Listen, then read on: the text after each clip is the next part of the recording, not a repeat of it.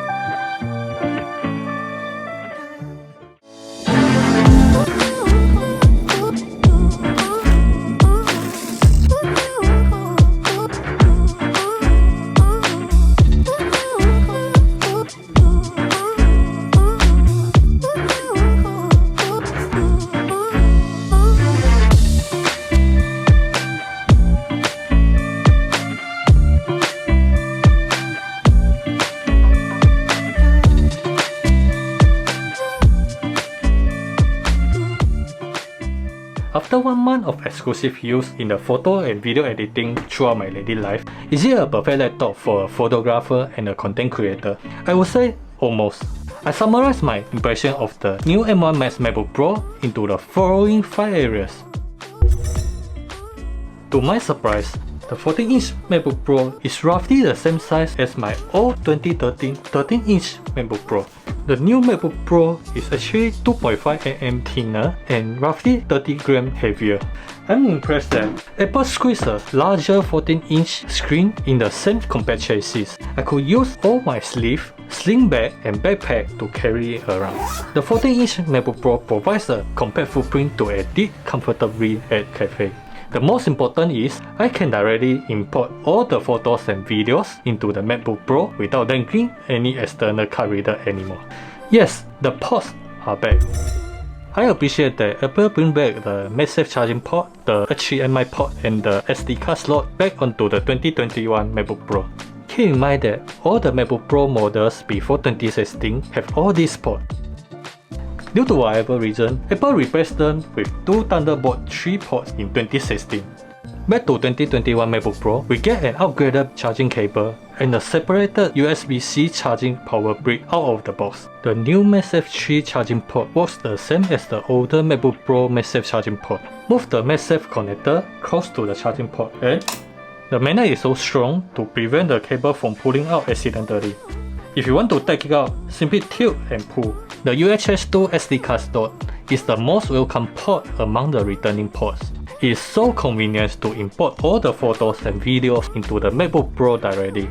However, the HDMI port is a hassle for the serious work. Apple chose to use a YPB-PR color space output for the projector, instead of using the standard RGB for external monitor.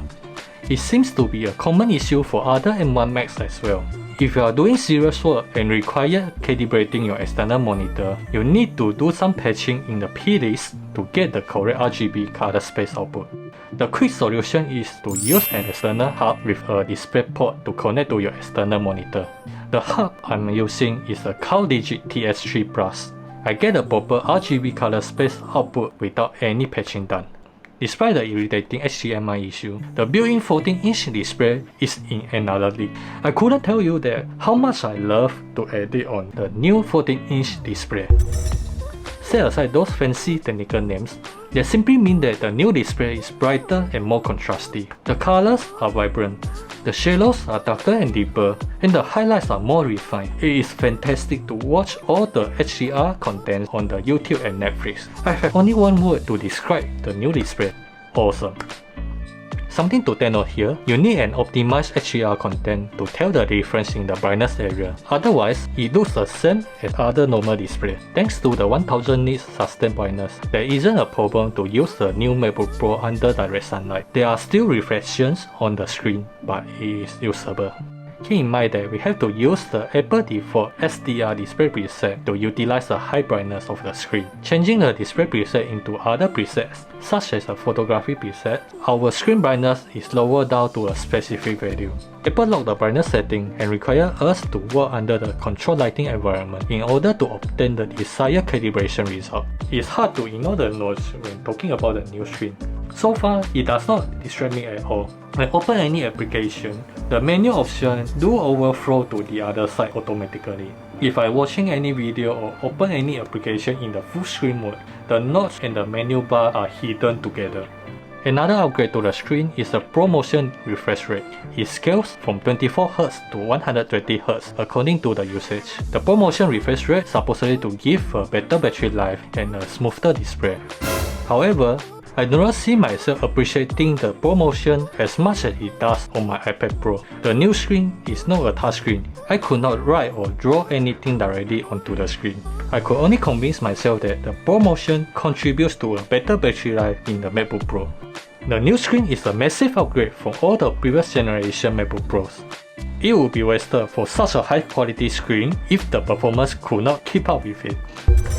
In 2021, Apple finally allowed us to have a same configuration for both the smaller and the larger MacBook Pro with the similar processing power. Yes, similar processing power. The 16-inch has a higher watt-hour battery, a larger cooling system, and even an exclusive high-power mode.